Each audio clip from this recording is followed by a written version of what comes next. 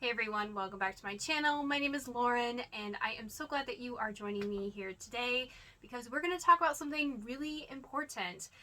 We're going to talk about how much money I made last year in 2020 with my reselling business. Let me just start off by saying that 2020 was a wild year. Very crazy, as it was for many people, very devastating for a lot of people. But for me personally, thankfully, in terms of health, everybody in my family has stayed very healthy, very safe, and I'm very, very thankful for that. However, my business had serious, it was literally like this. It was like mountains, like up, down, up, down, up, down throughout the entire year. And that was difficult. I was presented with a lot of challenges, everything from shipping challenges, from severe postal delays, to packages being missing within that, to sourcing challenges, dealing with closures of thrift stores, and having to navigate online sourcing, trying new places once they open, dealing with the restrictions once places open, and it was a hot mess. On top of that, homeschooling and juggling other jobs. It was difficult. So I did not at all think that my first full year of reselling would be anything like it was. I was faced with so many challenges, and I'm just so glad that I just pushed through them. I put my head down, I went to work, and I just figured it out. I was presented with a problem and I solved it. And there's something to be said for that. I've learned a lot about myself and my work ethic and my ability to deal with some crazy challenges. And I'm really proud of how I was able to handle all of that and just push through and accomplish the goals that I set. If this past year has taught us anything, it is that you have the ability to make money from home doing a variety of different things, even if you don't have prior skill sets or a college degree or even a high school diploma, anything. You guys, it doesn't matter. There are a million different legitimate ways to make money online these days, and whatever is going to be the best for you, just find that out, figure that out, try things out. Sometimes you're not going to know right away until you actually try it if it's meant for you or going to be a good fit.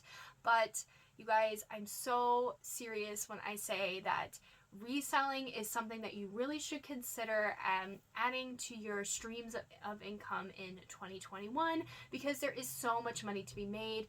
The schedule can be completely tailored to whatever time that you can fit in. It is definitely possible to make reselling your full-time income. However, I have learned quite a bit of things along the way in this past year, and I really want to share them with you guys. First and foremost, including my income disclosure. I feel like this is something that is much needed in this reselling community. I have seen some more resellers start to be a little more transparent with their numbers, which is amazing and incredible, and I applaud you and thank you for doing that because it is so helpful, you guys. We just have so many taboos surrounding money, and especially women making money, and I really just hope that I can help kind of change the narrative a little bit with that. And because this is a way to share knowledge with one another, and knowledge is power, you guys. And if there's a better opportunity for you in your situation, you need to be able to know that it's there and that it's doable. And there's so many great benefits to this business and this way of making money, but there's also a lot of cons and a lot of things that aren't so great. And I just hope that I can share my experiences with you so you can make the best choice that you can for yourself. Okay guys, so I have my computer pulled up. Hopefully it's not going to glare too much on my glasses, and I'm also going to move over just a little bit this way so I can have some numbers put up on the screen so you guys can follow along with me a little bit better and hopefully a little bit easier. Alright guys, so we're going to start with the biggest number, which is my business gross. This is what my business made through all selling platforms and methods and ways that I have of bringing in money through my business, which is Closet Ecology, my brand, everything all lumped together. And that was $45,259.81. So That is a big number, you guys, and this is based on part-time work, putting in part-time hours. This is a very unique business model in that you can literally start this business with $0. That is what I did, and it has grown obviously exponentially since then, just kept reinvesting, and my business has just really flourished. But I'm going to get into the nitty-gritty of all the actual costs, because I think this is going to really help you guys understand that even though I don't have a lot of overhead, I don't have an office, I don't have a storefront, I don't have any of those things, I don't have employees, but I still have expenses, and they're a lot, you guys. They're a lot. I'm not gonna lie, I'm not gonna sugarcoat it. It's quite a bit. But let's just get into it and break some numbers down a little bit further. So the first thing that needs to come out is sales tax, and this is if applicable. Now, Poshmark handles sales tax a little bit differently than eBay. What they do is they take it from the transaction, and it doesn't even see my account at all. So it's just kind of magically transferred. I don't really know exactly how they do it, but it's on every single receipt essentially that you have of every transaction in your account, everything that has sold, it will say like in a little bubble like what they took out for sales tax, and that they have remitted the sales tax to that particular state on your behalf. eBay is a little bit different in this. So what they do is they attach the sales tax to the full amount of the sale. It funnels through your account, and then it is immediately taken out. So when I'm talking about sales tax here, this is just through eBay, and that was $1,487.03. The next thing we're going to talk about is platform fees. So these are the fees that come out once you make the sale. Different platforms have different fee structures. This also includes my yearly subscription, store subscription to eBay. Through eBay and Poshmark, I paid a total of $7,058.13. The next thing we're going to talk about is shipping, and this is something that can be really overlooked when you're starting reselling. So this is just going to actually include my total amount that I paid for shipping on eBay, because I included the shipping discounts in with my platform fees on Poshmark. That's just how I structured things for this video. But total that I paid for shipping, which was just for eBay, was $7,612.88. So quite a lot, you guys, but it's the cost of doing business. Now we're going to move on to consignment payout. For the most part, I have phased out consignment, and I have raised my rate. I actually doubled my rate. I was taking a small 30% before, and that was not worth my time. But I have since decided that 60% is the lowest that I want to go. So meaning I take 60% after fees, and then I send my client 40%. So the total that I sent to my clients this past year was $3,764.14. So now we're going to talk about net, which is going to be the most exciting number here. Your net is typically going to be anywhere from 50 to 60% of your gross sales. And that definitely rings true for me, even with dealing with consignment and some other factors. My net for the entire year through all platforms was $25,337.63. Now, before we go further in this video, I want you to pause the video for a second, leave a comment down below, and let me know if that number surprised you or if it didn't, and why or why not. Again, you guys, the point of this video is to just empower you and just to give you guys a realistic expectation of what you can expect from getting into reselling, and what it's going to take from a numbers perspective for you to hit those goals that you need. So of course that $25,000 is not what I ended up taking home as my personal income. It's not my taxable income. There are additional expenses that we need to go over. And starting with refunds and returns, this is just a reality of owning a business. Because I sell mostly clothing, shoes, and accessories, I do allow returns, and the reason for that is because I just, at the end of the day, I want my customers to be happy with their purchases, because happy customers are going to be repeat customers, and they're going to be customers that leave you great feedback. And these are all things that are very important in this business. It's not something that you should feel bad or ashamed about, as long as the percentage of your returns and refunds is very low compared to your business gross. It was just a total of $1,049.16 for the entire year. That's less than $100 a month, you guys. The next category that we're going to dive into is inventory. Now, this is a category that you do have control over. Now, I'm not going to sugarcoat this, but finding quality inventory at a low price is challenging, you guys. And at the end of the day, a lot of times what it comes down to is time over money. If you have more time than money, go to the outlet. The Goodwill outlet, I've talked about this a million times, is one of the best returns on investment that you can absolutely get. You're paying less than $1 per item. The return on investment is pretty much unlimited, and it is one of the safest routes that you can go.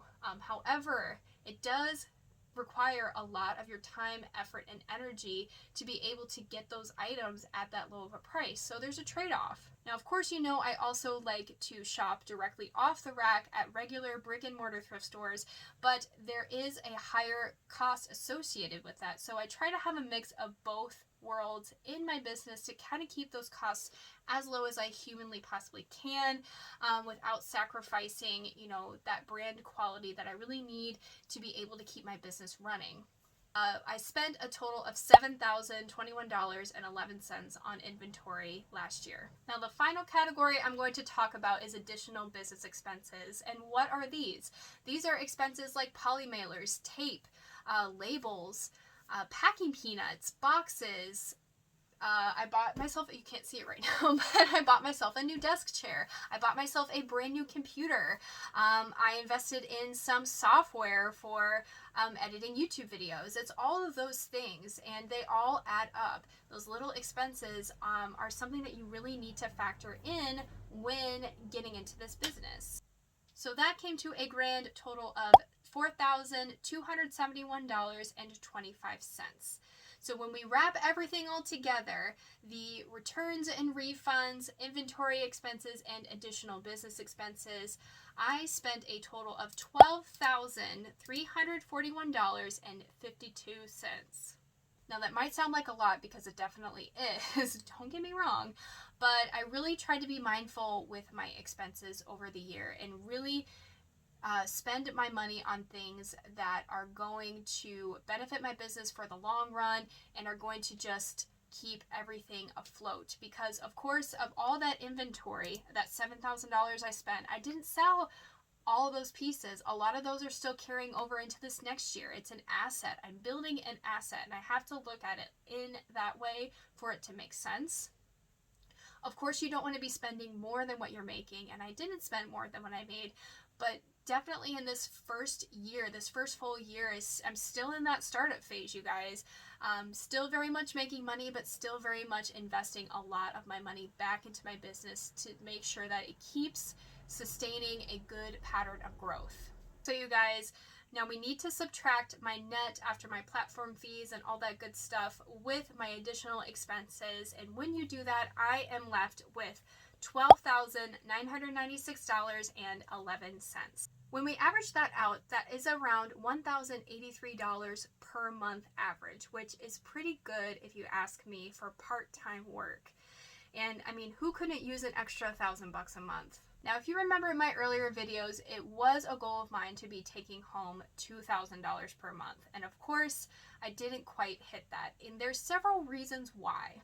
Really what it comes down to is time. And I will say that I severely underestimated how much time all of these tasks of running this business was going to take. While this is something that you can definitely do part-time, you guys, in very limited hours, it is going to limit your ability to make certain amounts of income depending on what you are selling. Now, I'm going to strongly emphasize on the what you are selling part here.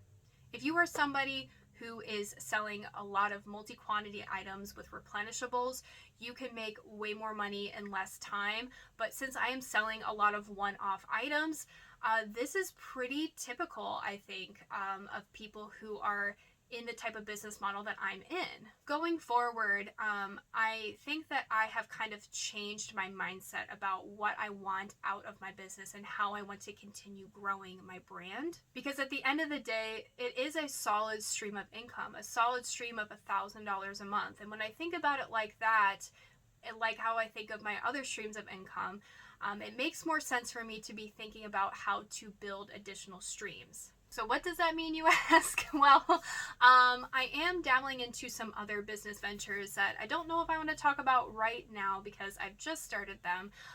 But when it comes specifically to reselling, I'm going to focus as much time as I can on YouTube, at least producing one video, but preferably 2 videos a week for you guys, all about reselling, to help you in your reselling journey, no matter where you are in that. And it's just something that I get a lot of joy out of. And YouTube is definitely a stream of income that I've really wanted to establish. I didn't end up getting monetized last year, which was a goal of mine.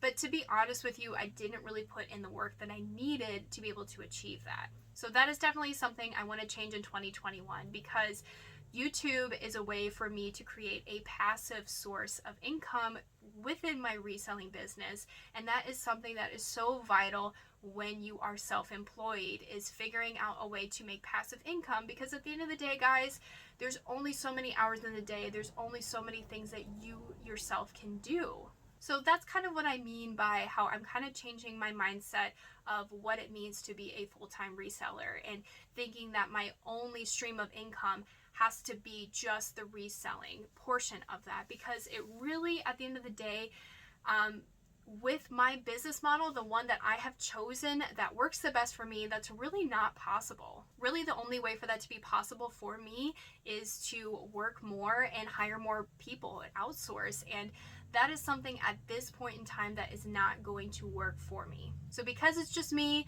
I have to work a little bit smarter instead of working harder. So that's going to wrap up the video today, you guys. I really hope that you found this to be helpful. I'm not trying to put down anybody at all who doesn't want to share the full side of all the numbers and everything that goes into reselling. But honestly, like I said before, I really think that this is something that is missing within the reselling community, and more people just need to be talking about this. We need to disclose what the true income is, because you guys, at the end of the day, I mean, that $45,000 is a far cry from what I'm actually taking home from this business. That is what it takes to run this business and to be able to make that $1,000 a month. And that really can just help so many people be able to make educated decisions about if this business model is right for them and how they're going to achieve the goals that they have in place. Thank you guys so much for following me along on this crazy journey. And don't forget to like this video, subscribe to my channel, and hit that little bell notification so you don't miss any of my new videos. I'll catch you next time. Bye!